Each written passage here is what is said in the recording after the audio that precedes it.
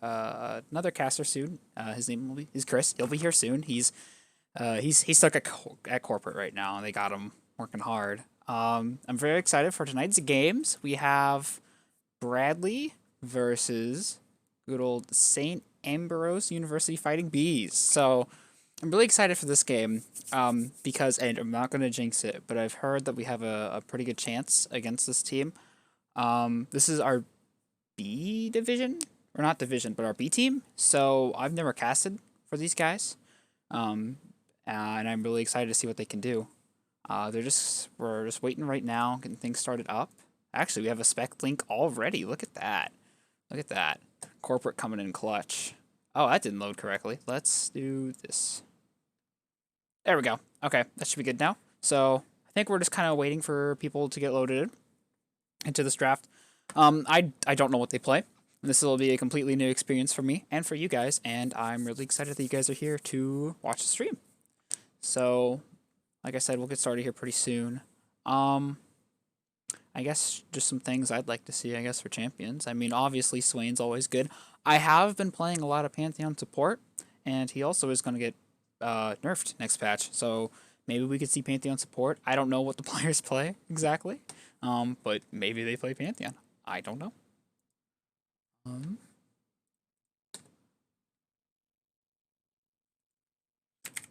It looks like we're going to have a third caster too. Adrian's going to be here, which I'm really excited for. That's fantastic. So we're going to have another 3-man cast tonight, which is those are my favorite, honestly. That's where it hits different. Let me tell you, that'll be fantastic. So looks like we still haven't started the draft, which is unfortunate, but I'm sure it'll start eventually. Hopefully, if I can actually learn how to use my computer, maybe that'd be nice. That'd be nice. So yeah, Bradley, we've been doing pretty good so far. This team is 3-1. The team that is usually playing on this channel is, I think they're 0-3 so far. We got really close last game. Last game we played, but unfortunately we had a DC on our side, and it ended up costing us the game, which is very unfortunate. We actually came back on the on in the games. The other team won the first game, and then we came back and hard stomped really. So that was looking really close for them, but unfortunately it just wasn't enough to push us there and push us through. Still nothing starting, unfortunately. Let's see what else. I don't know. I really hope my one of my casters get back and save me from having to talk to myself for a while. That would be appreciated. Yeah, we're just waiting here. But yeah, I'm really excited for the next patch to come out. They are nerfing my Pantheon support, like I said, but they are buffing Aphelios, which I'm all for. I got a friend who plays Aphelios, and we played him in Clash. Oh, Clash is a thing that happened. Clash was cool. But yeah, I had a friend who played some Aphelios, and now he's getting a buff. Also, we just got a follow from whoever that is. That's a pog in the chat. Still no one. Unfortunate. Must really be, wheels must be turning. Really thinking of good team comps. I wish I could like info to like old games or something, but we're not that fancy around here. I don't have that kind of information. That's some insider kind of stuff right there.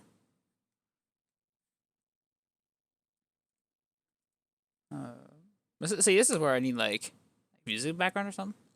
Make this fantastic. Probably actually started the stream a little too early, but it's all good.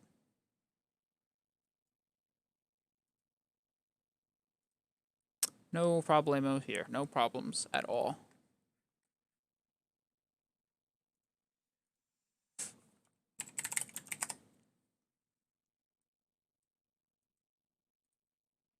So come on, Bradley. I wonder who we're actually if we're waiting on anyone here. Who we're waiting on, or I hope the the link didn't break or something. That would be not fun. Oh. Oh, it appears Adrian also has to draft. Okay, so I did not know this, but there's actually 2 people drafting for. Oh wait, I'm so stupid. There's 2 games being played tonight. I'm pretty sure. I'm pretty sure.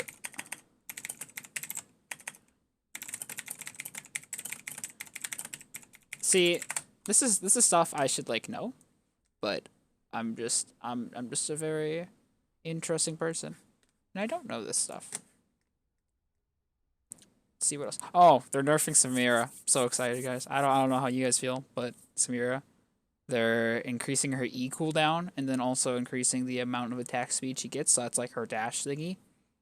I'm all for that. She kind of destroyed us in Clash. Pretty hard, pretty hard. All right, we got the R's. They said they're ready. Oh, okay, we got banned. So instantly banning Cassidon and then Shen and then Rumble and then Bard.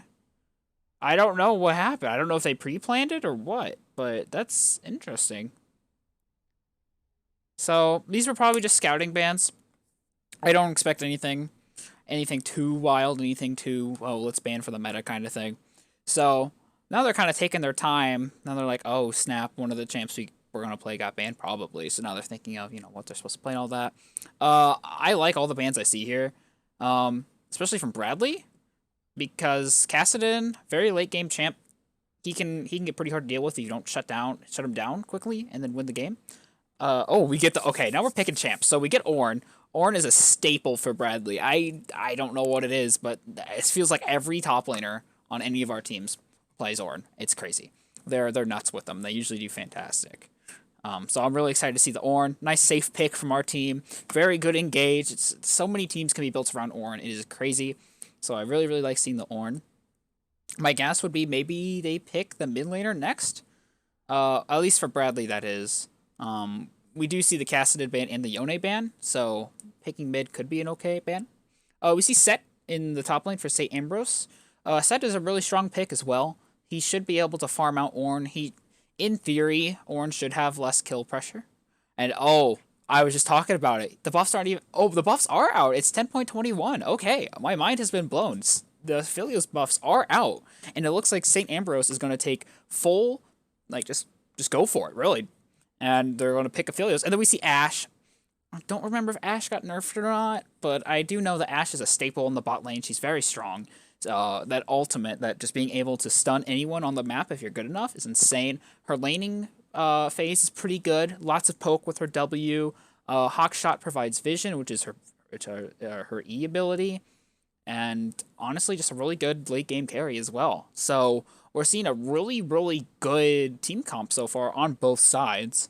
We see Graves. Graves did get nerfed, but only by a little bit. They reduced his armor on his E. So pretty sure it's every single time he dashes, I think, he gets some armor stacking up. So that's been cut a little bit, but he's still a fantastic jungler.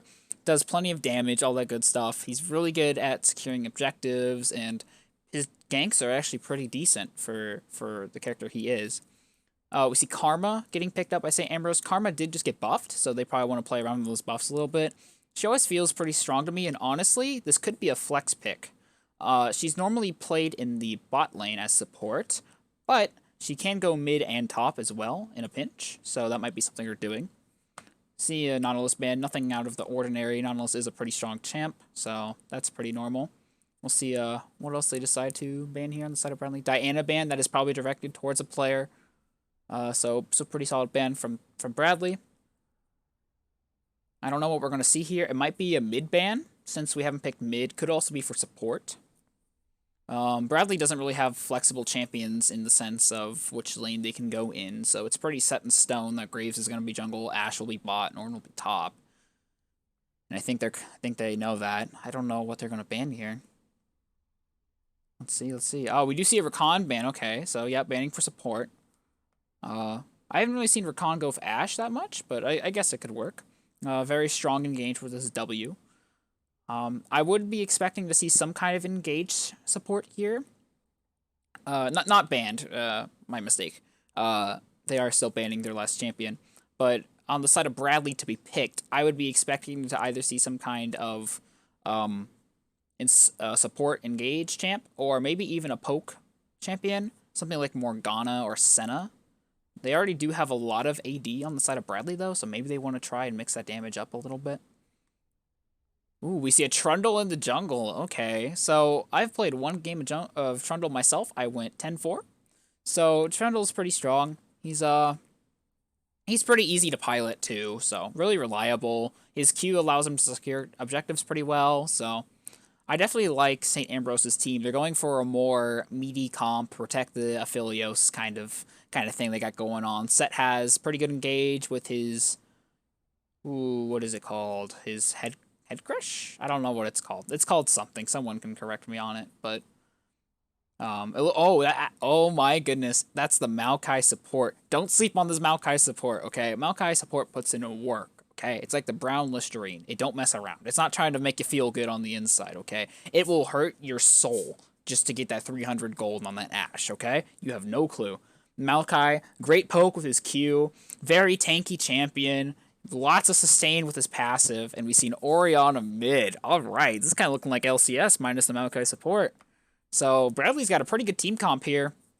Really good combos all around, honestly. That Orianna ultimate shockwave, being able to follow up on that Ornn ult, is going to be huge.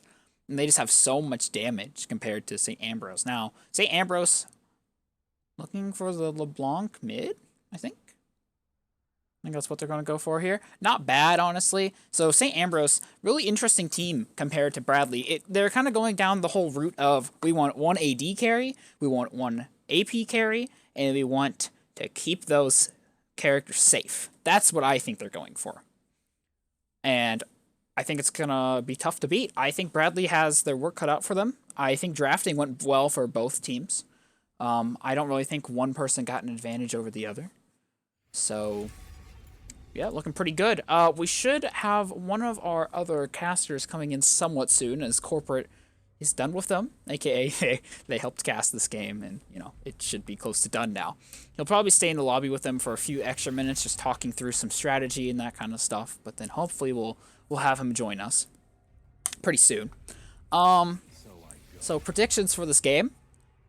Looking just at the lanes, I don't think much is going to happen top, mostly because Ornn doesn't have a lot of kill pressure. Set kind of does. He can start chunking away at, you know, his enemies and out-sustaining, but they forget one thing, which is Ornn is very tanky. Ornn is a very, very tanky champion, and he has a lot of ways to get out if he wants to, especially in laning phase. So I don't think we're going to be seeing many kills top unless we get a gank or two. That could change things. Also, my bad. I guess I should turn on the client for you guys, huh? That would make sense instead of having to see the pro draft, because we are in the game now. Ooh, and I have client sound on. That's my bad. So basically what just happened is they went through the pro guide, or the pro bans website. So it was basically the same as banning on this, only I think it's easier to maneuver. Maybe I'm not exactly sure why people use pro bans, but they used it. So now they're just gonna pick the champions and kind of go through everything the same that they did there. Just pick. And actually, this is interesting. So they're probably picking from top, jungle, mid, bot, support, just because you can, because you know the picks. You don't have to worry about swapping. It looks like this is gonna be a set jungle if roles stay the same, which is really, really interesting. That's something I expected. So that kind of changes top lane a little bit. I think Trundle has more of a chance to kill Ornn than Set does, and don't quote me on that. I'll get the other caster's opinions on that, but that's what I think. Oh, they did not pick Gnar. They did not pick Lulu. There they go. Okay, they scared me. I thought they were gonna change it up on us. They did not. So yeah, I think Bradley is really going for, I want to do damage and kill them with Ornn ult, knocking them up, and then the entire team being able to follow up with damage. While the other team is kind of going for a little bit of sustain in team fights, try to carry with that LeBlanc and that Aphelios. Hit a good ult maybe. I think that's the major plan. Excuse me while I drink my non-sponsored water.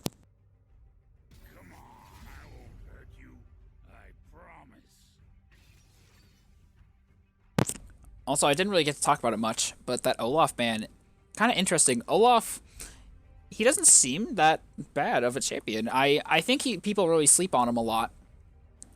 Just being able to be unstoppable, and then obviously when he's not using his ult, he's gaining passive armor and magic resist from it. So I really think that that ban is pretty solid coming out from Bradley. And we're just getting into pick phase now. Which is, or not pick phase, but we're kind of done. Oh. Okay, they picked it. Oh, Adrian's here. He is here, guys. Yes, sir. You came to save me. I had to take a drink of water. My throat's starting to die. So how do you think draft went? I want to know how you think draft went. What was the draft? I was. Oh, wait. Well, You're not drafting. You're drafting for the other team. All right. So are you in? You're in the game, right? Can you see or no? no, I cannot. Hold on a second. One moment. All right. Because do I need to share my screen for you? Is that what needs to happen? Loading? Hello. Do I need to share my screen for you or? This is the game with. I don't think so. No. Okay. Actually, okay. Just share. I screen, will. yeah. I'll share it once we get into the loading thing. So yeah. So our team. You know what? I'm just gonna share my screen now. It's gonna screw up the It's gonna screw up the webcams, but who cares? I don't. There you go. Now you guys have 2 streams open. Okay. Oh, you weren't supposed to see that. So this is what it's looking like right now. Yeah. So we're on the left here. They're on the right. I really like our team comp. Their team comp feels more let's tank and then defend the Aphelios, in my opinion. I think that's kind of what they're going for. While Bradley has more of a I want to engage comp, especially with Ornn, Orianna, and Ashe. So, what are your thoughts? All right. So automatically off the bat, I saw Bradley's comp, and I'm like, okay, that's pretty cool. Lots of frontline, lots of engage, and then I went ahead and looked at SAUB's team. Do you know what that stands for? So I don't have to say that. Yeah. So let me check. Hang on. I'm gonna check the I could corporate just call them Sob. the corporate feed again. It stands for. Oh, am I streaming the wrong team? Wait, or not the wrong team. I might have the. I don't think I have the. No, I don't have the wrong title. It's for Overwatch. I'm going crazy. It is Production. Ambrose. Ambrose University Fighting Bees. Is Okay. there? Yeah, they are. So Ambrose's Yeah. team comp seems to kind of counter some aspects of Bradley's. So you see Trundle in the top lane, that really does counter Ornn at 6. Mm-hmm. The LeBlanc, I don't. I Ori has a pretty tough time in that matchup early on, in my opinion. Mm-hmm. For sure. And then Ashe versus Aphelios, Ashe Karma versus Aphelio. Sorry, Ashe Maokai versus Aphelios There you Karma. go. You got it. I don't know.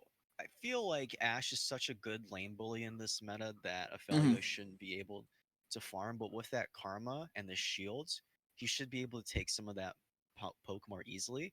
But then there's the hard engage by Maokai, and Aphelios is like kind of pretty bad at getting out of fights. He likes to hard engage, not really you know disengage. Mm-hmm. So like both bot lanes seem pretty solid from what I can see. I'm just kind of worried about the mid and top lane matchups. Um, and yeah, and then in terms of jungle, I think Set's a pretty good pick in terms of finding initiation, but I don't really see this synergy on Ambrose's team other than yeah, I don't see much synergy if I'm going to be well. Karma speed up plus set ult. I don't know. I do like Bradley's comp much more than Ambrose's comp, but Ambrose's comp is still dangerous if they end up coming out of lane pretty fed. All right. Yeah, and I just got a word from our third caster, Chris. He said that he should be ready to cast. So I told him where Bring we him in were, here. and hopefully he'll make his way on over. Oh wait, does he? Perfect.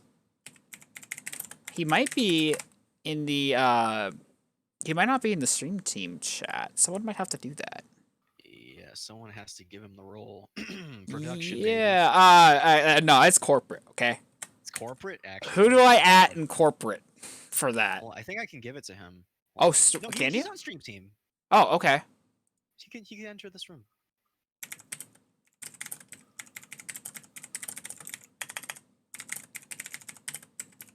Oh, okay.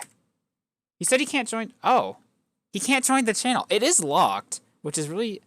Yeah, this is A1 production. Okay. It's locked, but like he has stream team. I mean, unless like he has to have something else to get into.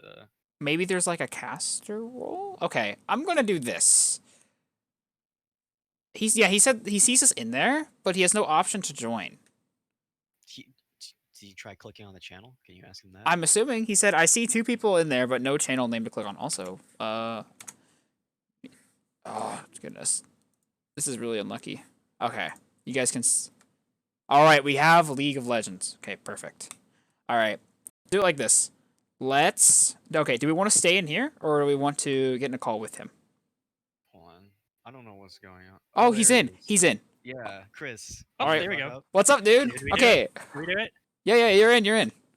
Oh, sweet. We are in, bro. All right. So how do you think draft went?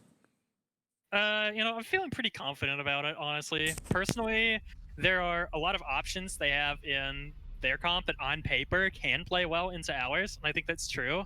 But ours has a lot more, I would say, ease of execution to it. And as long as our team holds firm and plays around the options the other team has, I think our comp 100% destroys theirs. Because if we go here, what I'm looking at on their team is they have a lack of reliable engage, and ours has really easy long-range reliable engage to find picks, and their main options for winning fights are going to be taking advantage of Aphelios TPS, catching someone out, or sustaining through it with Trundle ult and Karma Shield. But with the tools we have, Maokai can ult them when he sees Trundle throwing down ult, when he sees Karma shielding, just ult the battlefield, clear it away. Their tools are gone.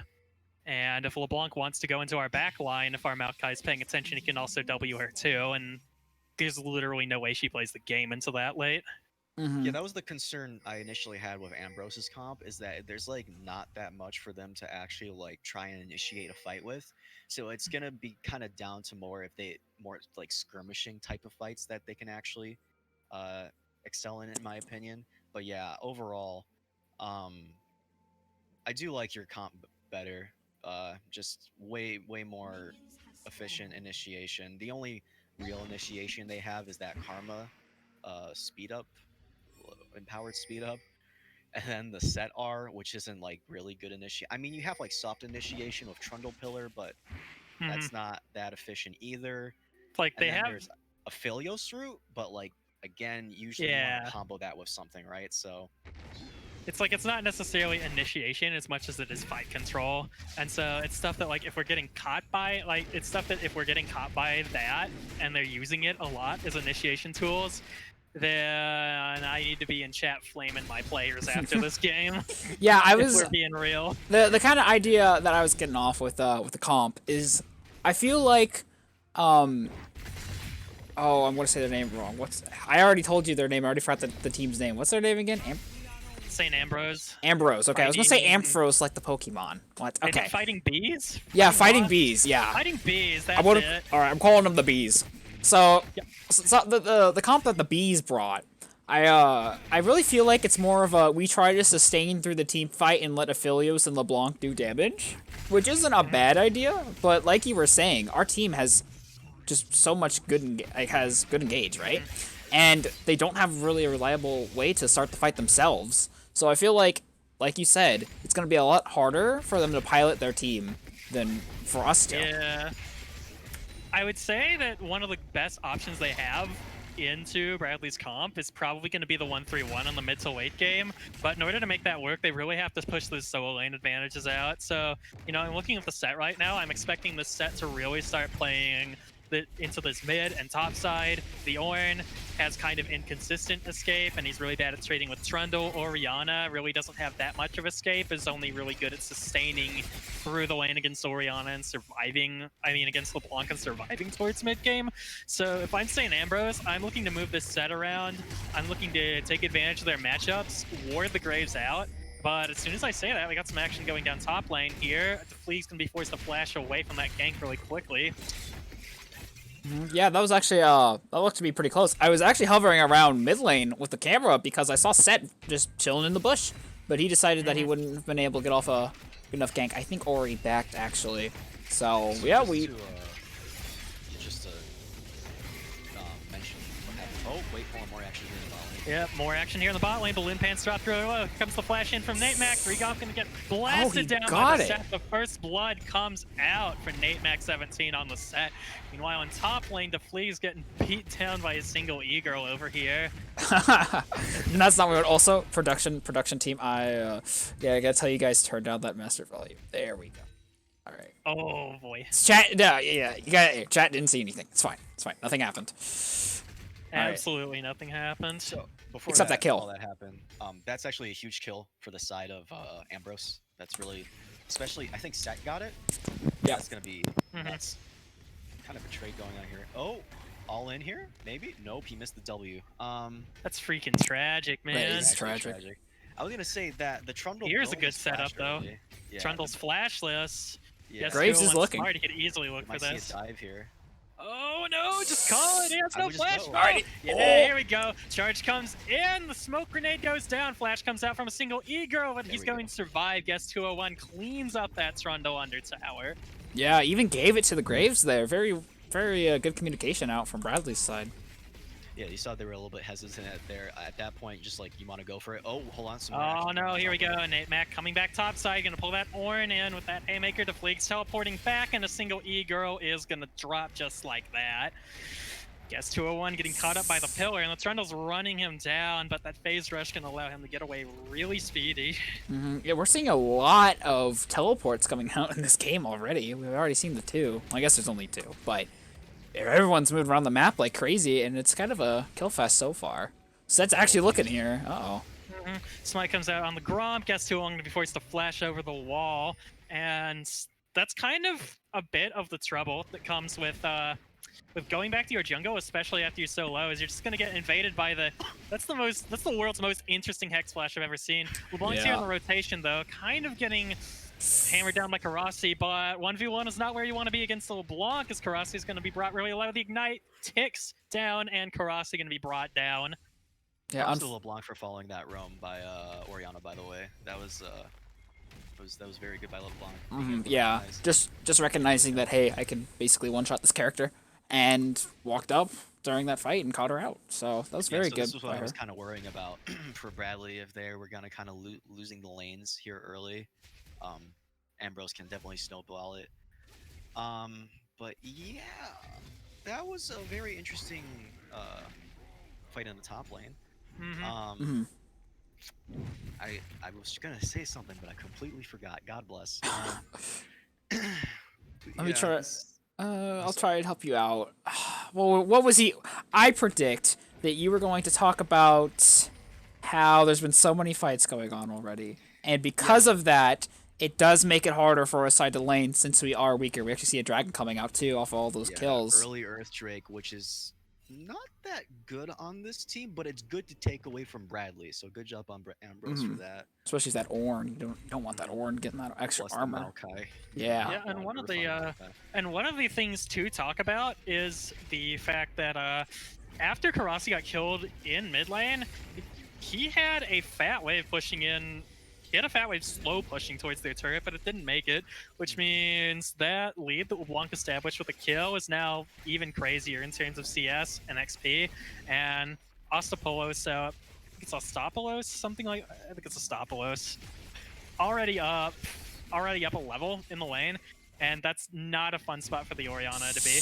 No, it is not. And you can see her just getting chunked out there by that LeBlanc and being able to W back and avoid any damage. Unfortunate here. Yeah. This matchup is pretty rough for Orianna already, and then when you get early kill like that, plus you lose so much, golden XP like that, it's kind of doomed. But he does get a pretty good trade against her, so there's that. Yeah.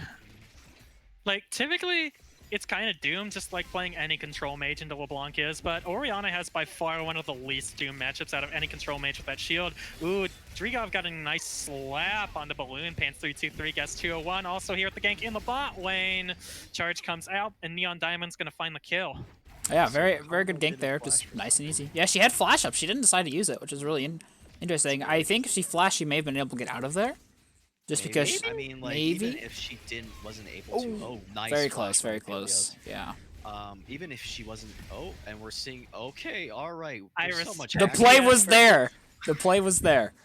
play I was like there, that. but I think LeBlanc read it. Uh-huh.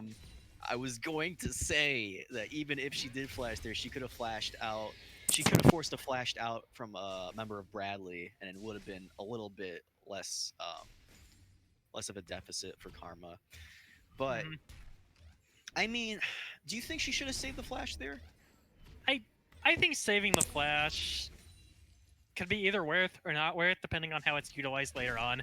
If they bring the set bot lane and Karma has a flash up, that's really nice. Mhm. And on the flip side, though, Guess 201 had its flash down, so likely the person who's probably going to flash after her is NyanDiamond, which of course gets you a flashless Ashe into a LeBlanc, into a set, which is a really great spot to be in for that bot lane. So honestly, maybe blow the flash, but I I think it's kind of a semantics thing at that point. It's like that's the kind of stuff that's going to matter in LCS level play, but we got bigger things on our mind here in this tier I of play. imagine if she knew that the Ashe was the only one with flash, then maybe she would have went for it. But that's just arguing a little bit too specific. But we're seeing some more action here. Trundle gets the ult off. Yeah, it doesn't look like much is going to happen, though. Just able to E out of there. The Ornn was. And we are actually seeing a dive here. Maybe a dive? Something's happening. Yeah, Nidback's setting this dive up bot lane, but Guess 201 here on the response. The LeBlanc, though, is sitting here waiting in the wings. That was ballsy! They're gonna get caught out, though. Force the flash over the wall immediately. Ostopolis going over the wall. Gonna lay some damage down. The Enchanted Crystal Arrow comes out and it's gonna find the stun on LeBlanc. Why did that for? That was an interesting... oh, there's more! Yep, That's gonna be nasty. Going in on Drigov. Drigov gonna get dropped immediately. The kill goes over to Peckles. Flash coming out from ASingleEgirl in the top lane, and the solo kill for the Ornn. What is this game? Oh, it's like you're in an Italian kitchen. There's so much spaghetti. I don't know what to talk about. Like, that was insane. That you watched that Trundle just struggle to get around that little Ornn pillar. That was rough. I felt that. I felt that real bad. And bot lane. That man, that set had so much balls to sit there and like, I'm just gonna drop it, man. That's the I have power to that say, set there's LeBlanc more going action early. in this game than there is in the Division C games that we cast. This is nuts. It's like the Chinese super server, man. They're just playing for fun. Well, maybe not for fun, but playing for kills. I don't know if I'd call it a super server, but we're onto something here. a sub super server, okay? Some would say. True. And so I was talking about earlier how out of all the scuffed matchups that Control Mages have in the LeBlanc, Orianna is one of the least scuffed. And you see it earlier on some of those trades, how Karasi's only losing 30% of his HP minimum from an entire LeBlanc combo, right? Usually that's at least 50% when LeBlanc's a level up on you with a Lost Chapter, but Orianna takes the shield down on herself. She's lucky. She can also fire up that Command Dissonance, give herself the movement speed, might help her dodge the chain a little bit, or alternatively you can just look to trade back onto her. And this lane priority, though, this is exactly what you expect to see from that early comp from St. Ambrose, and that's going to be 2 dragons to the side of the fighting bees right now. So we can kind of see the bees kind of getting ahead a little bit. How do you think Bradley comes back from this? What should their next 5-10 minutes be? Well, they're certainly not out of it quite yet. And, good flash. Very good ult, actually. Yeah. Yep, forcing a LeBlanc flash is really big. Very much out of it. It's just, Bradley just needs to sit back and farm until they get their mid-game item spikes, and then they have to start engaging more fights. They already gave up 2 dragons, so they're gonna need to, work their way back here to make sure that, what is it? It's Ocean Soul, right? You definitely don't want to lose that. So they're gonna definitely have to fight a lot more around Dragon here once they reach the mid-game. And I think that's what hopefully they'll try and do. They'll try and send the Ornn down there. By the way, props to this Ornn. He's playing the matchup very well. He's knowing when to walk away, when that Trundle starts walking up, which it's pretty obvious, like, there with the ice area. But he's props to that Ornn, playing very well. Not even down on CS. Keeping up very well. Yeah, obviously... we seen Ornn. More Vigil coming out. NyanDiamond gonna get rooted down. Here comes the Maokai ult, though. Gonna separate them. That's a really great separation. Drigov frontlining at the moment. Peckles and Balloon Pants doing their best to run away. Drigov gonna get mowed down. Another root comes out. Guess 201 doing his best to run down Peckles, though. There comes the collateral damage. That's a kill for Guess and a kill for Neon as they go 2 for 1 in the bot lane. That was very, very clean, except maybe that last splash. But everything else, fantastic. That Graves ult actually hit both of them there, and you know, our good old, I forgot the man's name. Our good old Maokai's, you know, he lost his life for it, but honestly, he was just in and out of Helios' face the whole time, making it so he couldn't get away. So I think that was played pretty well on BU's side.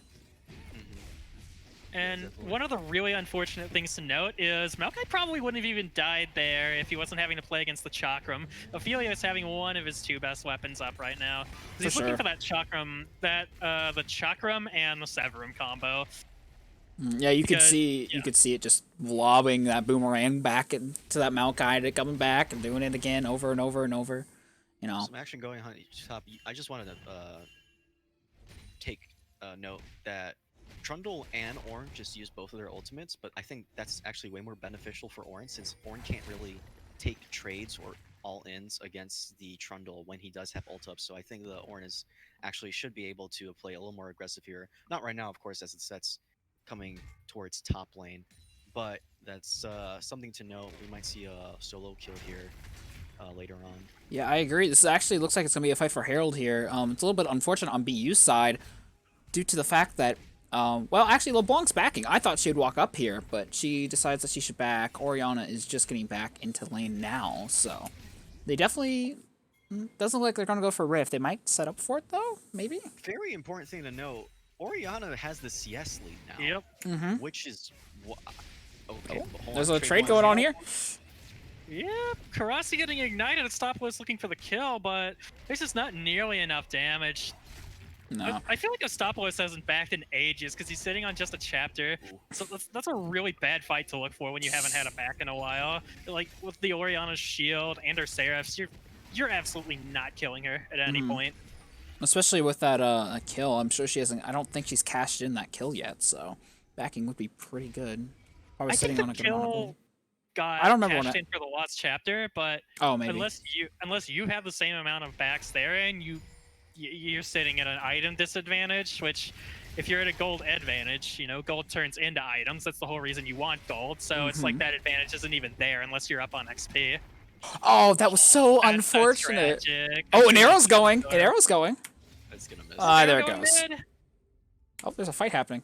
Maybe? Fight? There's been this weird skirmish going on in Topside River for the Scuttle. I think both teams are trying to set up for it. This is the NA special, as we like to call it. NA special. Gotta go for that Rift, man. Yeah. North America really likes to fight for their heralds for some reason. I don't think she kills. She got rooted.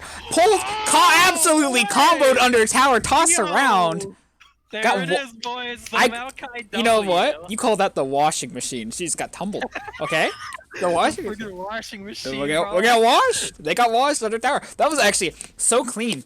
A champion like a LeBlanc with having all those dashes, very, very hard to lock down, but they just said, let's do it anyway. And they just rooted and airborned her under tower, took so much damage, and it was just over. That was very aggressive by that LeBlanc, especially with LeBlanc not backing. And she finally did. She has Cirque Boots now and a blasting wand. The LeBlanc was a little bit slow getting the combo there, and I feel like she kind of messed up trying to get the combo. I don't know if there was it wasn't enough damage or that she messed it up, but there definitely could have been a kill there. Yeah, I think in an ideal world, there could have been a kill. Oh, Ornhorn coming out around Dragons. That was really good by the set. Stop the Ornhorn, but he's likely going to pay his life for it. Teleport comes in. Peckle's brought extremely low already. Trundle trying to run down NyanDiamond on the back line. Guess 201 cleaning up Peckles on the front line, though. And DeFleeg's going to get mowed down by the back line of Bradley. Is a single E-Girl, 1 versus 3, tanking against the world over here. Balloon Pan's 3-2-3, though. Absolutely no hope. The Flash goes avoiding the arrow, but he's gonna get run down by the Maokai anyway. Guess 201 on a rampage. Astopoulos as well. Gonna get double killed up over here, and that's a quick 4 for 0 for the side of Bradley. So now it looks like we're starting to get to that point the agent brought up, where the bees they win early pretty well, right? But when it comes to team fights, Bradley just excels. And I think that's what we kind of saw there. I mean, yes, they had the LeBlanc kill coming in, or the LeBlanc coming in a little bit late because she did get killed early.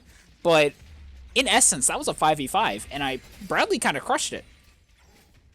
I mean a little bit. Obviously LeBlanc. Oh, Jesus Christ, the LeBlanc was there right off the bat. I feel like that fight might have been a little bit different. Maybe Ash could have died when the Trundle went on to her, but for the most part, yeah, Bradley played that fight pretty well. I feel like there was a lack of communication because the set just like went in to block the Ornhorn, but Mhm. nobody else was there, so he just kind of ended up dying. And then yeah, the Trundle kind of solo trying to kill the Ash with like nobody else there to try and help him. It was just a mess of a team fight by Ambrose. Yeah, for sure. I definitely did feel like maybe the set was kind of going for that whole, oh, I can cancel this, and didn't really, let the rest of his team know. So he did go in, and he was a hero for a second, but then he died. He's not a legend. He's a hero. Legends never die, but he did. So that's what we're working with there. And Trundle did kind of run just straight into the Ash, and Bradley peeled pretty well to defend that Trundle, but yeah, it just wasn't. You got two people going in kind of alone there, and that costs them. It looks like. And these are exactly the points that I'm looking at in general in that team fight. Is St. Ambrose just really wasn't prepared, hadn't set up a strategy or plan specifically beforehand. So Nate Mac looks for that interaction, goes in, finds the interaction, but there's no one there to do anything. And speaking of Trundle, the Fleet's going to get run down top lane. Nice flash on the Ornhorn, but Guess 201 is there to help SingleEgirl seal the deal. Yeah, just getting. This is the point of the matchup for top lane, by the way. I mean, Trundle has Orc plus ult, but Ornn's getting so tanky, plus Bramble is really negating Trundle's healing here, and it's showing he's not winning any of the trades he's trying to go for anymore. And I don't see how Trundle is actually going to be able to contest with Ornn, but we have some action going on here in the mid lane. Arrow going to go wide, but Drigov is here with the Maokai ult. Stoplift's going to get rooted up. It's a good chain combo. Oh, massive shockwave coming out from Karasi.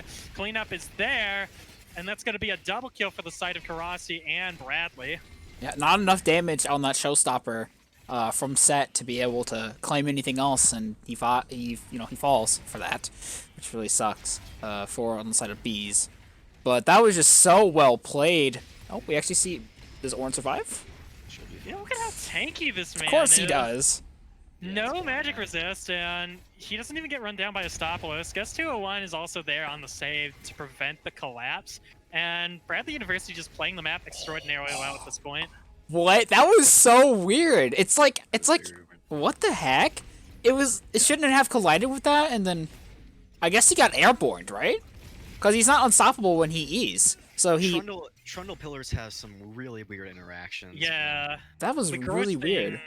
Because the Gerst thing is Ornn E collides with terrain, and then Trundle Pillar counts as terrain, which is why you can Vayne Condemn to it, just like you can use Vayne Condemn on a Nivea wall or something. Yeah, that's what we were talking about, is Ornn was going for an E onto a wall, and he got pillared, but he didn't crash into the pillar, he got airborne, which is really interesting. Here, actually. That's weird. Ornn decides to upgrade the Bork here. I don't know if I necessarily agree with that. Doesn't Ash usually go into Infinity Edge at some point, or you'd usually go either IA third or Death Sands third. In this game, I think Death Sands would be the move, just because their only front line is really Set, Trundle, and one of them is building a Bork, and it's not going to have any frontline items for a while. And based upon that Ruby Crystal Longsword in the inventory, you can expect that the Trundle's going to be going Trinity Force, or at least Black Cleaver, probably a Phage-based item next. And one, that's kind of sketch. I don't know how well that's going to do, especially with how far behind he is. But that's the pain of playing this comp from this position. Is St. Ambrose is you want your lanes to win, you want them to do well, but now, no matter what kind of a carry build Trundle does, there's no world in which he 1v1s this Ornn until they're like both level 18, 6 items. Maybe then he can run him down. Yeah, and so yeah. The Bork upgrade was fine then, I guess. Bradley seems just gonna get this Drake scot-free. I don't think Ambrose thinks they can even fight this, so they're gonna. Yeah, they're just giving it. Another point for the builds I wanted to mention was, I don't know, would you agree with the Black Cleaver purchase for Graves here? Because I would have just went lethality, honestly. I'm fine with the cleaver, and I think lethality can be good, but when I look for lethality on Graves, it's because I'm committing to an assassin playstyle, and typically like, Graves is a little more of a marksman and less of an assassin than true assassins. And so when I'm playing against something like a LeBlanc, I'd rather have a build that's defensive and lets me win the fight by being a duelist. Ooh, that's a lot of damage. Yeah, Hero goes wide. An amazing Ornn ult. Ooh. Yep, the Fleeg's already getting mowed down on the front line. That's one for Bradley. Ostopolis going in, trying to look for something, but absolutely just going to get mowed down by those All right, that upgraded Bork is really doing work. Yeah, that was really good. Holy. Also, to add to your Black Cleaver talk you guys had going. Oh, wait, we see a pull. Shockwave comes out. Oh, might just be enough. Maokai's going ham. Barely keeping him alive. Oh. There's the volley, gonna find the kill. Wow. Is that Baron? Gonna clean up Balloon Pants as well. I feel like that's Should Baron. be. But for Black, before I was really interrupted, by our team, how dare they play the game, right? Come on, it's about the casters, obviously. No, I feel like Black Cleaver's really, really good into the Bees comp, mostly because a lot of them are going to start building armor here. We see the Chain Vest on set, and maybe Trundle will build some kind of armor at some point. So I think just being able to shred that on the tankier champions might not be a bad idea. Maybe that could have also been something he was going for. Maybe. But yeah, dude, at this point, Orion is huge. By the way, yeah, I just don't know what St. Ambrose does at this point. Like, their win cons are to play through the lanes, and those lanes lost. The one lane that was doing well was... Like, the one lane that was doing well consistently was the bot lane, and I know Peckles is a last season Diamond player. I'm not surprised to see him CSing this high, and personally, like, based upon what I can see, NyanDiamond and Drigov were having a pretty decent time in that lane. I think it's literally just one side CSing better than the other. Mm-hmm. Yeah, I mean, the only avenue that Ambrose has is through this Aphelios. I mean, we all know what Aphelios can do in the late game, and it's actually disgusting. But seeing as we're still, like, pretty much here in mid-game, and Bradley have a substantial advantage, I don't think Aphelios is going to scale enough to be able to carry into the later game. Yeah, I don't think it's going to happen either, because Bradley can kind of just shut the door on this game. And realistically, the only chance Ambrose has at this point is hoping for that God tier Aphelios 1v5. But if it's really not going to come until he picks up the Death Stance or Reaver Third, my personal recommendation, probably Death Stance. But we'll see what happens. There really aren't that many options for them on the table, because Bradley is so far ahead, though. Ornn to slap that tower. Rock on the turret. Oh yeah, my there's goodness. absolutely nothing He to has the Fleeks can do into this. He has a flash. Trundle can't do anything. He's going for it. He's committing. Yeah, now Nate Mac gonna get knocked up by this Ornn. Horn Gas 201 is here with the autos, and ASingleEgirl gonna have to flash. Is he out? Whoa! Whoa! Huge shockwave! Shockwave though. Bradley's here on the collapse. Karasi on a rampage as Balloon Pants gets mowed down. Nate Mac 17 gonna be the next to fall. Ostopolis running away with the chains, trying to do what he can. Peckle's gonna drop the Moonlight's Vigil, but there's not gonna be nearly enough damage on the side of St. Ambrose to save them from the impending doom of 5-man Bradley Ornn Scott said. just walking into their base and killing He's a them all. monster. Yeah, and speaking of which, now Peckles is getting run down on their turret along with Ostopolis, and it's gonna be Nexus Turret 1, soon to be Nexus Turret 2, and likely the Nexus as Bradley secures an ace and game 1. So I'm gonna be honest. Be real. I'm gonna level real quick. I thought Ornn was inting, okay? That he just survived. Like, it was looking so bad. I didn't really look down on the map that much. Teammates just came. They just kept on coming in one by one, and Ornn's just like, yeah, I'm just gonna live if that's okay with you guys. If Ornn dies there, Ambrose has to give up an inhib even if they try going after him, right? Mhm. So if Ornn dies there, it's not that bad. But yeah, I mean, I'm surprised Ornn didn't die there too. That was crazy. Oh, that was a good game 1 from Bradley's side. Stomp by Bradley. That was a pretty good game 1. But I'm gonna go back to my team now. Yeah. Tell corporate I said hi. We'll be sure to watch them. That game was crazy. Yeah, that game was a complete stomp. Mhm. Let's talk about how Ambrose can maybe respond here. First off, I would respond by having an actual team comp. I don't know if Ooh, playing for lane is really the way to go here, that's really especially if you're not going to be winning lane that hard. Um, I mean, yeah, it's you. I feel like they need to go back to the drawing board here a little bit and pick like actual compositions rather than just picking counters. yeah. The I don't, more I, it didn't even seem that some of them were that comfortable on the champions. To be fair with you, I don't know what was going on. So I think that either Chris just drafted them out of all their comfort picks, mhm. or Ambrose has to start picking champions that the team is actually comfortable on, and then assembling an actual team composition around that actually tries to do something. Yeah, the more I look at the team comp, it kind of just seems like solo queue. Maybe that's what they're going for, was like kind of like comfort picks and oh, there we go. We already have an invite. Maybe like comfort picks and just counters. Like, oh, this champ's good into that. So I think if bees want to have a little bit of a better game this next game, as it is a best of 3, Mhm. I really think that they also I can invite you. I think I think to you can. this. Oh shoot, I gotta find you first. Are you? I'm assuming you're on League, right? Yeah, yeah, Am I? Oh, there you are. Oh, I yeah. can't invite you to game. I'll ask. But yeah, if Ambrose actually bothers to get team comp, I got invited by the way. Oh, sick. Okay. Uh,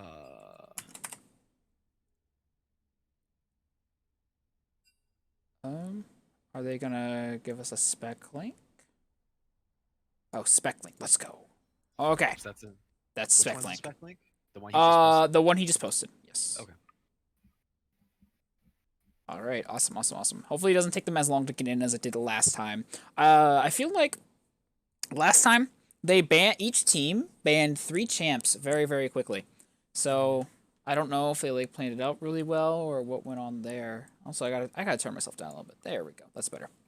Um, yeah. So it looks like each team kind of just banned for the other team. Just kind of scouted. I don't expect things to be that much different. Um, yeah, draft went okay. So what do you think? What do you think St. Ambrose should go for this upcoming draft?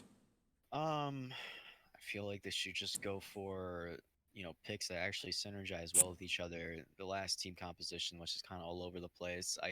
There was very little for them to actually like try and do. Like I said, there was very little way for them, very little ways for them to actually engage onto Bradley. And yeah, it was just as you saw, it was kind of rough for them in team fights. They weren't really able to do anything. The only chance they had was actually for like more skirmishes and trying picking off team members through there, but Bradley wasn't having it. So I feel like, yeah, like I said before, they just need to pick a actual team composition that isn't that like difficult to execute in the first place. Because Chris mentioned, even if you're gonna 1-3-1 somewhere from mid to late with that team comp, it's kind of hard to pull off.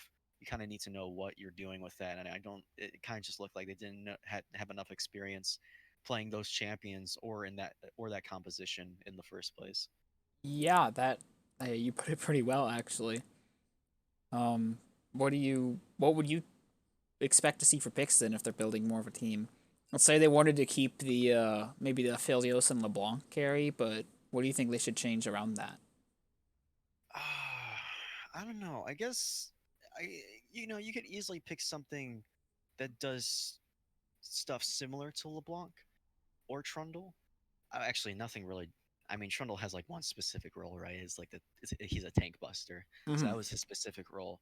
And then afterwards, obviously, he's gonna try to split through that. So I don't have like enough experience with drafting to tell you like what champions they're supposed to substitute in place for something like Trundle or LeBlanc, but I guess some ideas would be for Trundle, maybe like a more effective split pusher that can still tank bust. Maybe something like Fiora against Ornn could be maybe good, if they have enough of that. Yeah, anything if they're gonna search for favorable matchups in the top lane, they need to go for something that I feel like is a little more powerful than Trundle himself at the moment. But yeah, we're gonna see the first ban here from Ambrose. Gonna ban out Shen. Um, gonna get that global off the table. Response by Bradley is gonna be Cassidon.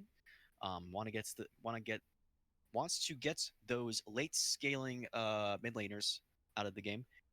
Banning Bard. All right, I don't know. Yeah, That's I really gonna saw that. I think it's just a target ban for our team. I'm not for exactly sure what Drigov they for sure, play. but I don't know. His Yeah. Bard is like Yeah, okay, these I are guess these Bard. are the actually the exact same bands we saw Fancy last time. Yone. You don't want to play against Yone. I don't blame him. Okay, I I don't blame know, him. but I don't think. All right, you know what? Respect. And in response, they banned Rumble and Olaf. Very Mhm. good bans. That kind of signifies to me that they maybe want to pick up the Ornn again, but Ambrose is gonna take it away from them. Oh, they took away the Ornn. Bradley did not like that. Okay, Bradley Scuffed Gaming. They're thinking now. What do you think they're gonna pick Fiora? No, no, no, no, no. Definitely. He's listening to the stream. They're gonna pick Mordekaiser here. Oh, what is he's talking in the chat? Yeah. Karasi's flaming me. Oh my goodness. No, hey, no flame, okay? No flame. This But is the this is the Mordekaiser non-biased pick is non-biased stream, interesting obviously. here. They picked the Graves again, Oh, I like which this is a comp. pretty good pick. Yeah, I like the Yes, blind pick Graves. Mordekaiser is pretty good against Ornn. I'm pretty sure. I think so. Especially on the early, because I'm pretty sure that Mordekaiser can just shove out Ornn early, and then he kind of has a bad time. Hmm. And then especially if Mordekaiser's ult, he can just ult as soon as Ornn tries to recasting it. Go Hmm. for some pretty cheeky outplays there. The response is Lilia. Lilia. Lilia Wow. is a good pick. I wonder if they actually, yeah, Ambrose's team comp is looking pretty good so far with the Ornn plus Lilia combo. I'm already seeing it. Mordekaiser Yeah. Graves is a good response though, and we're gonna see the third pick by Ambrose. I wonder what they're gonna blind here. Yeah, Graves has a lot of like pure power, in my opinion. If that makes any sense. Pick up the Nautilus Who away knows? from Drigov. It seems they're just trying to take away picks from Bradley now, but Bradley's chat pool is not that small, so they're gonna pull some stuff out here probably. Yeah, I'm looking at this team. We need some stuns and we need some max health or true damage. That's what Bradley needs right now. That Nautilus Ornn front line is gonna be very tanky. Yeah, Nautilus plus Ornn is gonna be pretty nuts. They're gonna respond with the Maokai support.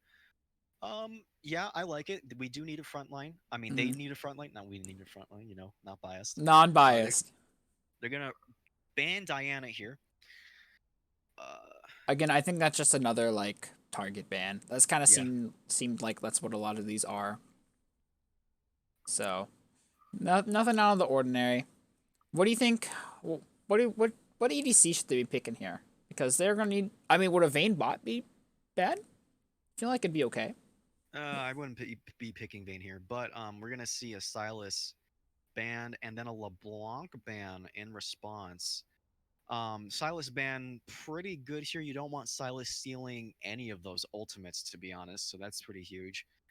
LeBlanc ban, like you've been saying, pretty much a target ban against the mid laner. They want Karasi with a favorable matchup here. This time around. Let's see what Ambrose responds with. Maybe they ban the mid. Yep, Oh, they banned the bans Ori. out the Oriana.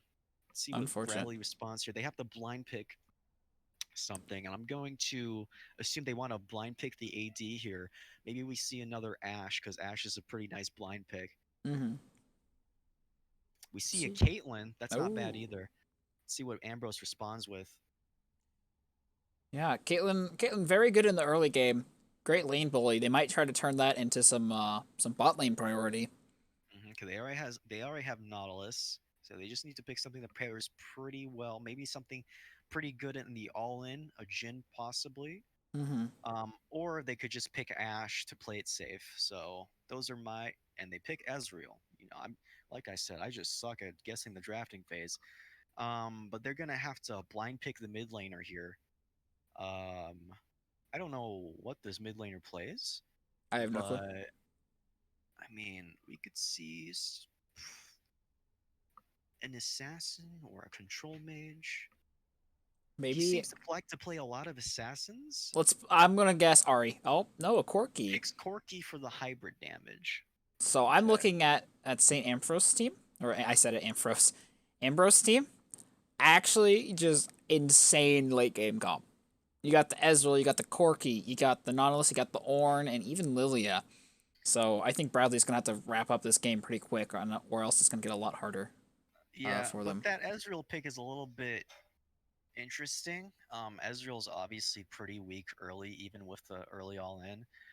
Karasi is gonna pick Talia against Corki. That is definitely not a bad matchup since Talia's W kind of just not blocks out, but is a direct counter to um, the Corki's like dash. It's not a dash, but he just kind of rockets himself towards you.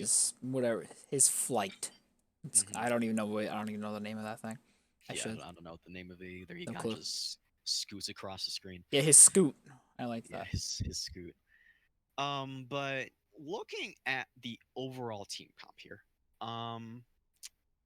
I have to say it's looking pretty even.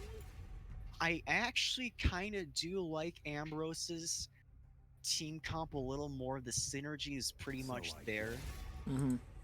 And of course, there's major damage by the Ezreal and Corki. If you've never played against Corki before, Jesus Christ, he does so much damage, especially in the mid game, since he shreds your MR and armor with the Gatling gun. Mm-hmm. He basically goes through you like a piece of paper. But Bradley's team comp seems to be more centered around initiating with the Maokai, taking out a priority target with Mordekaiser, and then trying to outdamage them with the 4v4 here. Yeah, there are a lot of good targets, a lot of good victims for Mordekaiser's ults. Right, So I think Mordekaiser is going to be primarily trying to get the Ezreal or the Corki out of the fight initially, and then once they get like either any of those main sources of damage out, you have Graves, Caitlyn, and Talia. Now my concern is that I don't know how they're gonna really get past this front line of Ornn and Nautilus, but yeah, we'll see how this game transpires as it goes though. Mm-hmm. Yeah, the roles are kind of swapped here. Bradley isn't necessarily playing for lane, but I definitely do feel like they are kind of trying to get ahead early game, right? That's kind of how they want to win this. So I think it's if the bees want to want to win this game, I think they're gonna have to make sure they try to shut them down early. Is the main play. Yeah. But yeah, I feel like this is gonna be a little bit difficult for Bradley. Mm-hmm. Just slightly, but I can definitely see a world here that Bradley just ends up crushing it, because I mean I think the lanes are pretty well set, especially top lane. I don't know about mid lane. I haven't seen Talia versus Corki at I don't all, know. so I don't know how that transpires. And then the bot lane, let's check again. Caitlyn, Maokai versus not Ezreal. Gonna be honest, it's gonna be kind of hard to get on top of the Ezreal, but in terms of getting on top of Nautilus, no problem. They should be able to get a lot of good poke off of Nautilus in the early game. I don't feel like Nautilus likes playing against Caitlyn too much. Mm-hmm. But yeah. Yeah, I think Bradley got a little outdrafted here. I think that Ornn pickup by the bees was pretty solid. See, here's the thing. I don't know if it's like an outdraft or anything. It's just like both team comps are well put together. I just think that Ambrose is slightly better. That's an outdraft, isn't it? That's what I'm describing right now. That's an outdraft. Okay, so I think they might have slightly got outdrafted. We'll see what the coaches take. Mm-hmm. I want to see what he thinks, because it is, like you said, it is close. I think the bees have a little bit of a better game plan of let's get to late. I'm not really sure what Bradley's game plan is. Like I said, it might be playing for early. Very good late game champs. Talia's scales pretty well into late. Like it's true. Yeah, her one shot combo just completely destroys you. If she catches someone like Lilia out, however you hit the deer, You know, I think that might be the difference between winning and losing a team fight. Just taking that Lilia out of the question. Yeah. You know, I did mention earlier that Tilia's W does counter Corki's dash. Mm-hmm. Even a package, you know, imagine trying to package through W, you might die It's on true. the way there. So yeah, that might be a more advantageous lane for Talia. So it might be a game of what it was last game, where Bradley might seem more reliant on winning the lanes early and then transitioning that lead into a win. And Ambrose's team composition is actually, you know, through team fighting and trying to get objectives through those team fight. Chris is here. Chris, what did He you is think of here. that draft, my friend? It's it's really weird because it's like we've kind of flip flopped Yeah. in terms Mhm. of like ease of engage and execution. The one thing I like this time around is Bradley has 2 winning lanes and an even lane, and like the Caitlyn Maokai is something that should win on paper. And like last game, like the Aphelios Karma really won through like a slight individual skill difference or like just some of the interactions bot lane with that set pressure as well. But you know, this game, running it back, Caitlyn Maokai, like with Ezreal and Nautilus, like there's absolutely nothing they should be able to do into that lane. So realistically, I think Bradley can slam their foot down on the driver's pedal and you take this one to the bank. The one thing that gets dangerous though is looking late game with the Corki, the Ezreal. St. Ambrose has a hell of a lot of poke and some really easy engages throughout mid game with Corki package and Nautilus. Yeah. So it's a skill set that's a little harder to play around than last game, but also their carries are probably a little less terrifying in terms of absolutely melting our front line. Yeah, so now that you mention it, the team composition is much like Ambrose's, but I feel it's just way easier to execute. You got the Mordekaiser who can just ult onto any member of the team, especially when he's split pushing. I mean, like Mordekaiser's a god at splitting. The fact that he can, you know, turn like a 2v1 around by separating it into a 1v1 is absolutely insane. So I can definitely see the Mordekaiser getting ahead and starting a split. I don't think Bradley needs to necessarily. I don't think Bradley wins a team fights here, to be honest, especially during mid game when Orin starts getting the upgrades in. But yeah, um, I think Bradley's just gonna have to win through the lanes and then through some slight skirmishes to uh to get a W this game. But that's my thoughts on it. Yeah, Yeah. and Oh, sorry. You go. I'd say I pretty much agree with that. Team fights are kind of scary, but the nice thing that we have going for us this game is we have great range with the Caitlyn and Talia to play around in fights. And this game, even though they are looking for some clear engages, we have the Talia E, which can really be utilized to put some zone control down on these fights. Oh, it's Make the sure that E. they can't really follow up. Yeah, make sure they can't really follow up on those things. And you throw that whatever it's called down in just anywhere on the fight that's a zone, then all of a sudden like Lillian needs to walk through places in order to get stuff done. She doesn't really have any gap closers. Ezreal is going to have to arcane shift over it, and if you're arcane shifting offensively against the team that Bradley has, you're just dead. You're actually dead. Same for if Corki just Valkyries straight into the team. Like if you utilize that Talia E correctly, there's really not that much they can do. Yeah, so I was mentioning that earlier, but I kept calling it the W. Yeah, the E, when she throws the pebbles down. Let's just call Yeah, it pebbles. the thing. The thing yeah. that does the thing, and then everyone's like, I "Oh, I it can did the look this thing." up. It's Unraveled Earth. Oh, okay. How fancy. Unraveled Right. Earth. Are we pausing or are we just letting it go? I What do you think we're mean? just letting it go. Yeah. Ah. Okay. What's letting go? What's happening? I mean, I'm at 30 seconds right now in the spectator Oh, client. yeah, Is that yeah, where yeah, you yeah. are? I think Yeah, we're yeah, on we're the all same good. time. We're all good. Oh, sick. Nice. We're synced. Perfect. Mhm. Ambrose, all 5 of them coming to the top. Oh, No way. boy. Run. No. Oh, he should. Oh, no. You hate to see it. Oh. They did get Ignite from the Nautilus. Yeah. You know, Yeah, that but, happened. That is so unfortunate. Just recognizing that they did that whole, 5-point defense thing, and instead of doing it themselves, they're like, let's go much. get a kill. Yeah.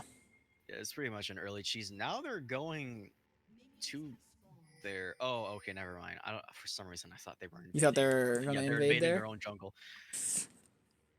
Yeah, so that is really unlucky. Luckily enough on Bradley's side, it wasn't early enough to make an effect on the lane. Obviously, yes, there is a kill on the Ornn and on the Mordekaiser. It did die, but at least there wasn't a lane state change. You know what I mean? Mm-hmm.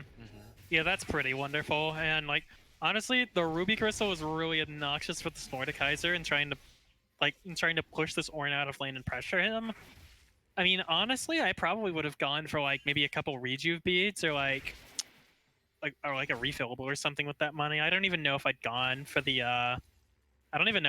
Ruby Crystal, because like realistically, the most obnoxious thing about Mordekaiser is he just shoves your lane in, bonks you a couple times, and then pushes you out with Qs and pushes the wave at the same time. You just get shoved in all the time, and you don't get to play the game. It's really obnoxious if you're a tank. Yeah, it's kind of what's happening right now. The Yeah. effects of the Ruby Crystal now in the early trading here. Yeah. Mordekaiser's now 50% health due to it.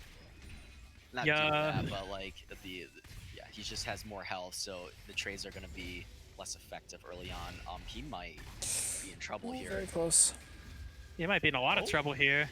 It's a good claw, Ooh, though. very good Dragon E. Defleague's in.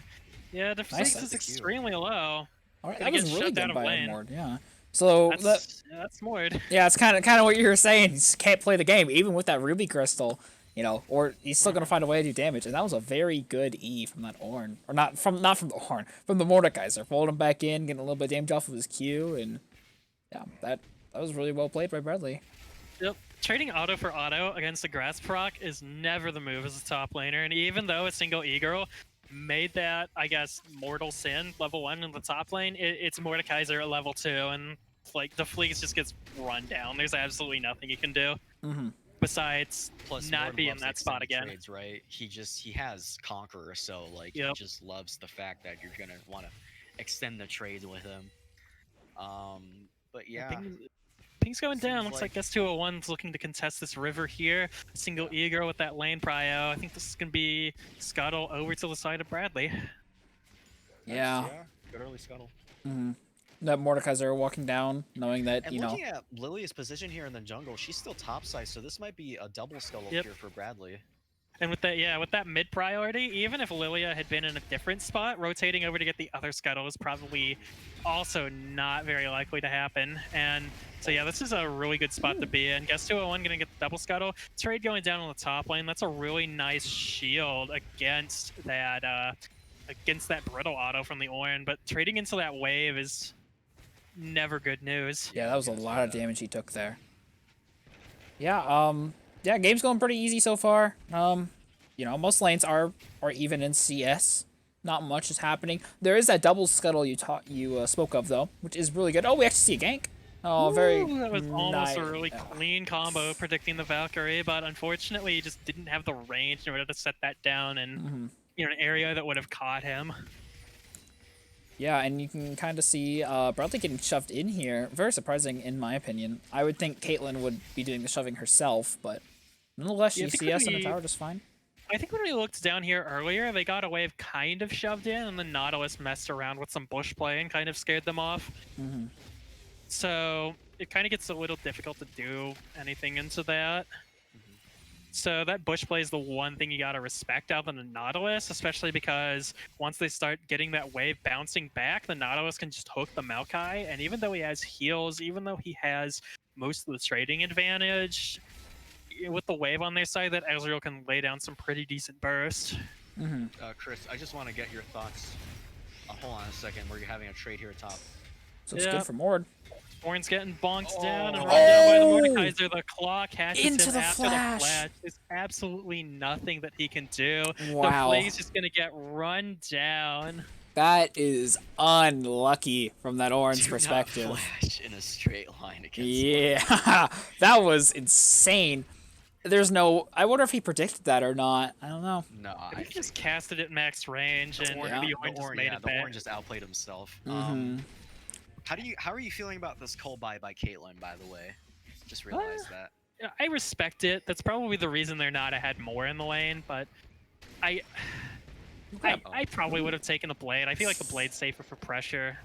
But I mean, I don't think Cole versus Blade is really gonna be that big of a deal. I think it's splitting hairs just enough to where it's mostly a stylistic thing at that point. And Yeah, I with that personally- back into the BF sword, Yeah, she's still gonna have a really fun time. for sure. Oh, that So we Corki's got trade already volume starting in to it. do damage. Yep. Ooh. Very Good combo, nice. though, from Talia. Yeah, into that, what is it, unraveled earth. Right Mhm. into that, popping off. I was gonna say I think the Cole buy is completely fine because Caitlyn isn't really that pressured from an early all-in with Ezreal Nautilus. Yeah, This is exactly. an With the early Maokai dragon. there, yeah, it's just free gold. So from that standpoint, I actually really like it. So if they established that plan and that was the way they look to play the lane, saying we don't care, then I think that's a great buy. Yep.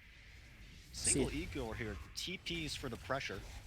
Yep, the old pressure TP, and I mean it makes sense. Guess 201 is currently invading that jungle over there, getting some counter jungling done. Currently They up can in tempo go- by a couple camps on that Lilia too. Yeah, they can go for a really easy dive here. Oh, and There's the Single boop. Eagle just goes for Yep. the ult. Fleek's brought into the Orin death realm, gonna ults. trade that Orin Horn. And that's gonna knock a single E-Girl up. There comes the clap from the auto.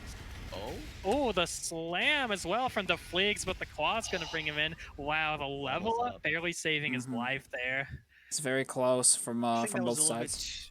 I think that was a little bit too gung ho by the Mordekaiser since Graves was top and Mhm. the Ornn was flashless. What could have happened there was they could have just easily went for a dive, and then Mordekaiser could have ulted the Ornn to get to counteract the Ornn Horn, and then Mordekaiser could have gotten the kill. But we might see an early kill here, but it directed camera. Okay. All right. Oh, Graves is here! Once they're Oh. under the turret though. It's like we're gonna have Oh, so TP. much trouble. Yep, Ostopolis making a play top lane with this teleport, gonna try and run down a single E-Girl. Otter should come out here. The Flashes though.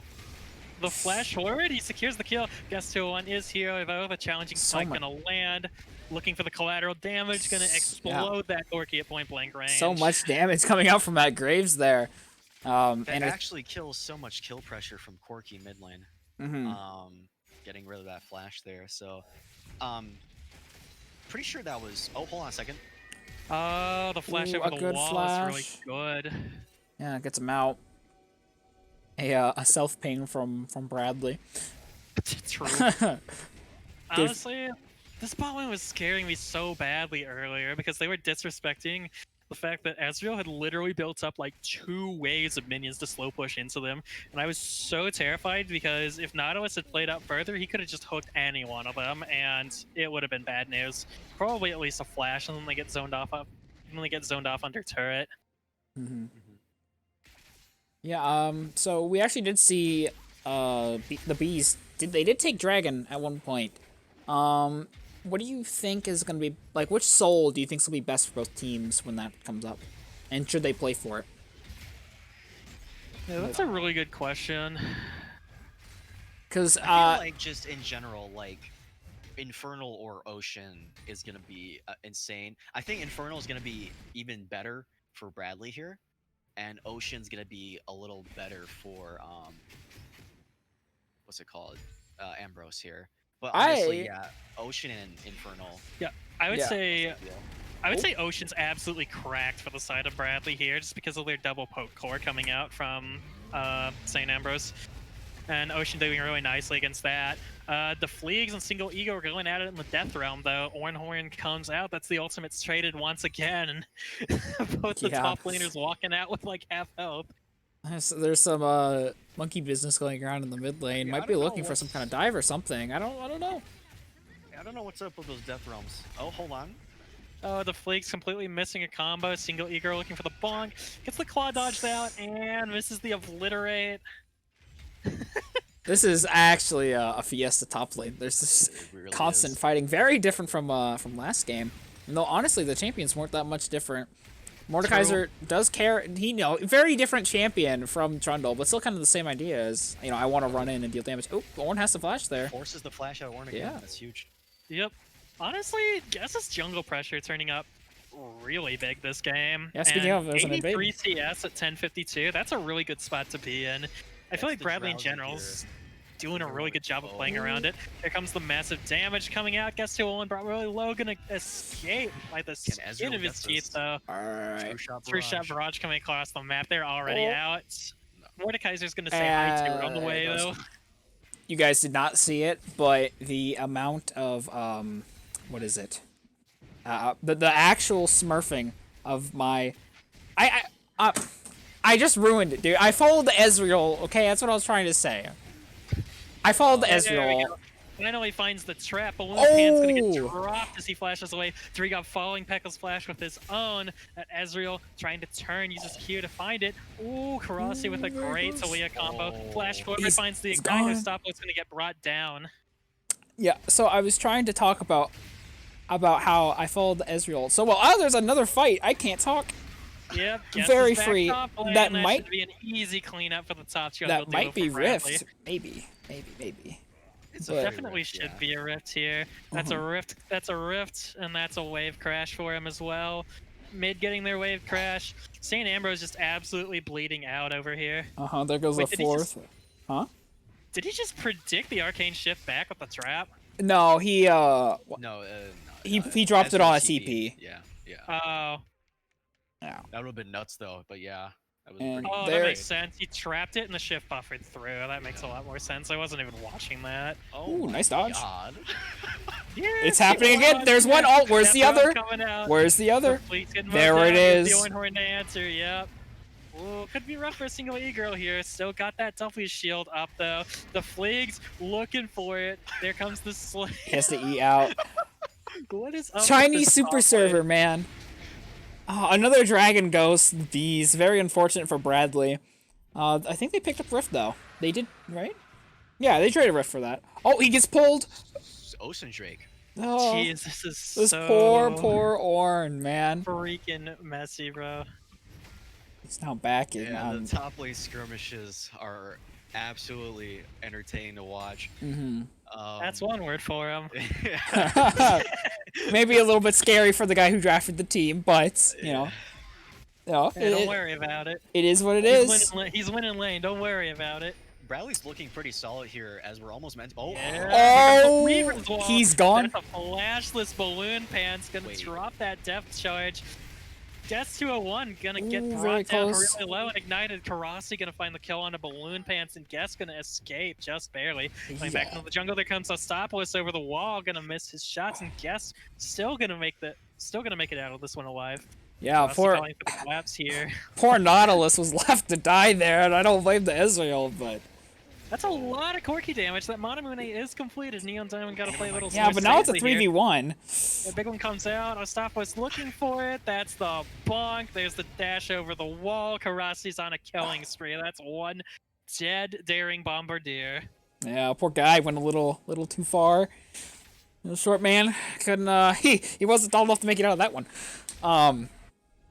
Very good pickups from Bradley there. Actually, I'm surprised that they picked up so many kills off of that. I would have expected, you know, the bees just to kind of get dragon and then maybe reset, but that's not how it goes in the Chinese super server. I mean, I'm just That's gonna call true. it how it is. It kind of looks like Ambrose is choking here a little bit, especially in laning phase.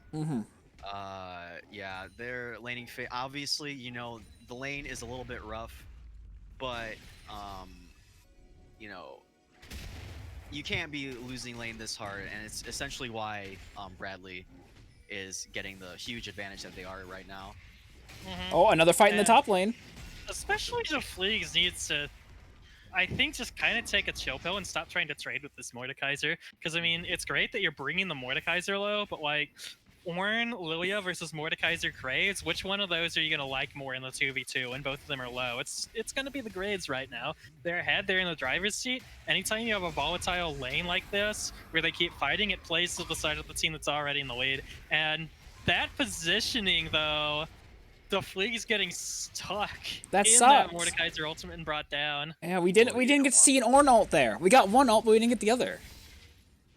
I don't think he could. I don't think he knew he could. No, but it's a matter of principle at this point. You know. It really is. Package from Astopoulos in the bot lane. Death charge coming out on NyanDiamond. Karasi's here with the Weaver as well, though. Balloon Pants finds the hook under turret. The shutdown going to the side of Peckles. He's Drigov going rooted. to find the return kill. Balloon Pants. Peckles rooted under turret. Getting chased down by the Maokai. There comes the ace in the hall. Peckles going to get dropped by NyanDiamond. Another 2-for-1 for the side of Bradley University. And a tower top lane, it looks. Maybe? Yeah, should Yeah, be. should be. Nice solo tower from the Mordekaiser. I think he made Ornn take. Oh wait, Ornn died. I was gonna say he made Ornn take a bad reset after the amount of damage that was laid down. Oh, this poor. Oh, took out to the shed, man. Poor guy did not make it. God. And another fight in the top lane. Oh, this game is just, you know the term sag. That's what this game is. This game is just sag. I'll be honest, bro. Guess is kind of taking St. Ambrose to Ram Ranch right now. I don't know if you can say that.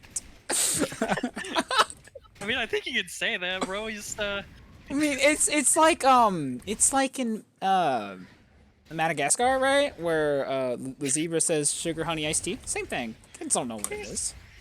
Don't look up just don't look up Ram Ranch and you're fine. You know? That's true.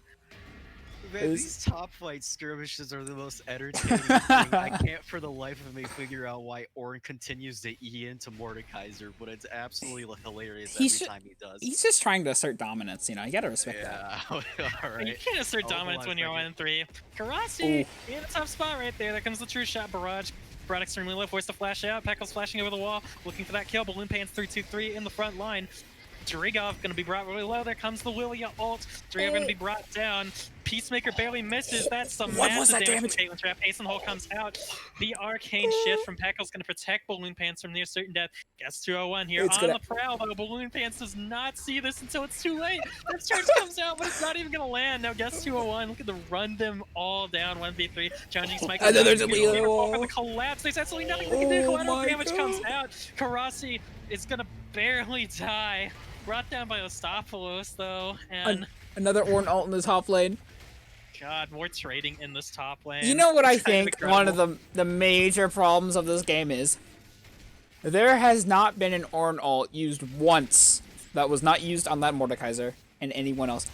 Well, I mean, he's been busy with the Mordekaiser top since. But yeah, but I think the thing is that he should be trying to look with his team to make fights because he can't. Well, here's the issue though: is that Mordekaiser won his lane so hard that he can't really afford to actually roam down and help his team at the moment, since Mordekaiser's like on an ongoing push the entire time. Yeah. And the only real person who can actually answer the Mordekaiser is Ornn himself, because he's taking enough to not just get one shot by him or Death Realm, but guide him in Death Realm. Maybe So just a bit too late.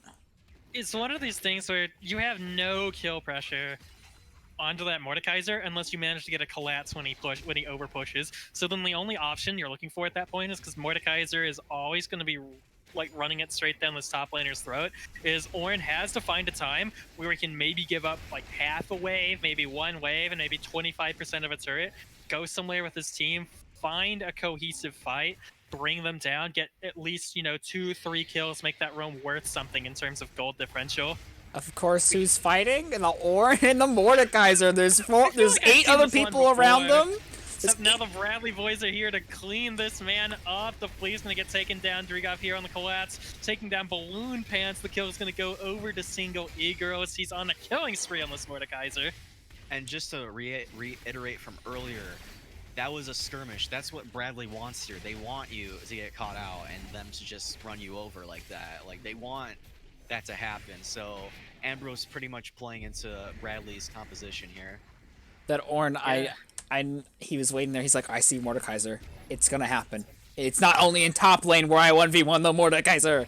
And he tried. Yeah, he did try. Honestly, a classic case of the catcher becoming the catchy there, if you know what I mean. Definitely. Kind of just chilling on that bush, thinks he's gonna get something. Jokes on him. The rest of Bradley is there too, and they're up about 8.6k gold right now. So there's absolutely zero chance of them winning an even fight right now. Wait, Although yeah, that is crazy. this one looks kind of good though. Bradley's kind of low. They can find the targets they're looking for. Could be a good call out. Weaver's wall trapping the side that gives Osopoulos into the back line. Gonna find the shutdown on the NyanDiamond real quickly, but SingleEgirl goes on a rampage. The traps are still there as Drigov gets brought down. It's 2v2 so far. But this front line with SingleEgirl is absolutely mowing down St. Ambrose. It's a double kill, triple kill for Karasi on Talia. Peckle's the only one left. SingleEgirl flashing forward. I don't know what that is, but I respect it. Yeah, he's pulling the wild turn. Oh, There, oh, so close, so close. Top laners are really trying to assert their dominance this game, man. I mean, I respect it, dude. Yeah, you got it, man. You gotta go for it. yeah, it was pretty well played by Bradley though. Obviously the Corki trying to make something happen. I feel like the Corki or the Ezreal are the only two people on the team that can actually turn this around for Ambrose. And if one of them dies, it's just kind of over for them. That was a good attempt by Ambrose, but Bradley's just so far ahead that they don't have enough damage to overall win that team fight. I feel like Mordekaiser got some really good value E's and Q's. Like that last E pulling Ezreal and I think, oh, who was the other one? Maybe Nautilus back into a Q and then into the rest of the team, getting that Talia, that double, and then triple kill. That was huge. I think I was very close to team winning. And we actually seen engage. Yeah, Drigov absolutely just running it down on Peckles. Ostopoulos getting hit by those cracks on the ground as he Valkyries forward, though. It's a great call out for Karasi. Balloon Fans 323 gonna get brought down by NyanDiamond, though. Naymak looking for the kill on the Karasi. He's gonna die to the Dream Dust. Peckles, though, currently stuck between a Caitlyn and a Mordekaiser. Horn comes out, gonna knock out Drigov. That's a triple kill for NyanDiamond, though. As Is this Naymak the gets cleaned penta? up, and This that's might the be. quad Oh, it's the drop with quad. side of Dang. NyanDiamond. For some reason, I thought that Bradley was And blue side, and I was like, "Oh my goodness, it's a penta." Can they end here? I mean, Maybe. I think the safe play No, is to Corki's grab up. Inhib and then Baron. Yeah, I think it looks good, yeah. The safe play would be Inhib and Baron for sure, especially because like they're up. We don't really have ultimates. This is definitely where you want to back off, spend your gold, and be checking that dragon timer, because if they beat you to Drake because you have to back. So this is one of the things actually that I try and talk about a bit, is when you're pushing their base, you want to leave their base and find recall spots with like 20 to 15 seconds on them if you can, so that way you can get back and you still have the tempo advantage. Oh lord. Oh What happens no. when you face check Mordekaiser's bush, bro? Osopoulos is getting absolutely run down. Stuck in that death realm, this might nothing be they can bad. do. Good route coming up though from St. Ambrose. They're looking for the collapse, but that's one beefy Mordekaiser. Naymak getting brought down. That's a double kill for the side of SingleEgirl before he falls, but the rest of Bradley's here to clean up. Shut down for Peckles, but it's not gonna matter as 3 of his teammates are dead. Make that his death as well, as it's another triple kill for NyanDiamond. That's and a the 5-for-1 ace. That's the Karasi game. flashing over the wall. Bradley looking to end here. I think we know where this one's going. I would be pinging the Maokai so hard right now for that flash. Oh, that is funny. Yeah, that's just the game. Honestly, that Mordekaiser popped off so hard. Everyone on Bradley did, really. Yeah. That's what it comes down to. Oh, Maokai's going for it. Unfortunately, Corki does pick up a kill, but it will not be enough to stop the Nexus from exploding. And just like that, that is the 3-game series. 2-0. Sorry to carry, just rage. Rage DC, bro. He's had it. It's gone. He's just like, had enough, dude. can you blame him? That was a rough game. I'm gonna click graphs. I predict 50k damage from Mordekaiser, 40k from Caitlyn. 50k, dude. It was like a. Oh wait, what 25-minute am I game. thinking? know. Wait, those Yeah. numbers are way too high. Yeah, it's a 25-minute game. I think they're a little lower. Hey, what can I say? I'm in college algebra for a reason, boys. Okay. But Yeah. yeah, I mean Mordekaiser still did lots of damage there, and he won his Yeah. lane so hard. That was Bordering crazy. 1,000 damage a minute. That's a great spot to be in team play. Like anytime anyone's pushing 10k, like anytime anyone's pushing 1,000 damage a minute in team play, that's either indicative of 1, a lot of fighting, or 2, someone who is absolutely just hard carrying the game. Little bit of both. A little bit of both. Yeah, honestly, a lot of both. I mean, they just ended up stomping both games because I just feel like even though Ambrose picked a much easier team composition for them to execute on in the second game, the team composition that was given to Bradley for the second game was also pretty easy to execute with their champions, and they did the job that what they were supposed to do. They just ended up hard winning the lane, and they just ended up snowballing the game out of control where Ambrose couldn't really do anything. I feel like Ambrose's team fight was still pretty good. It's just that there wasn't enough damage being output by them in order for them to win those team fights. It's a classic case of some of those looks, especially, were even quite good, but when you're down 5-6K already, there's no hope unless you baited out their ults and you got all of yours up and you find a perfect fight with that Corki package with that Ornhorn. It's like you saw the beginnings of that one fight where Stopwith had the great Corki package into the back line, but then the Ornhorn's down, so there's no follow-up, and it goes about as you'd expect. Yeah, for sure. Honestly, yeah, Bradley just kind of played their team comp better, honestly. They gave away a few dragons early on, but it just didn't matter. I think the key difference in between the two teams was obviously top lane. You know, there was a lot of fighting going on, but Orin just did not pick the right champion to skirmish 24/7. And I think that really did the bees in to lose to Bradley for that. So, all right, I think you guys good to call it now for the stream? Yep. All right, so yeah, thanks everyone for coming out. It was good to see you. We'll be here every Wednesday. Thank you to these amazing casters. You know, you guys did fantastic, and it was a good time. And yeah, good job to Bradley for winning. Not biased, by the way. The bees also did. Never. They you know, they played the game. They did pretty well too. So, all right, that'll be all. Hope you guys have a good night, and catch you next Wednesday. See you later, guys.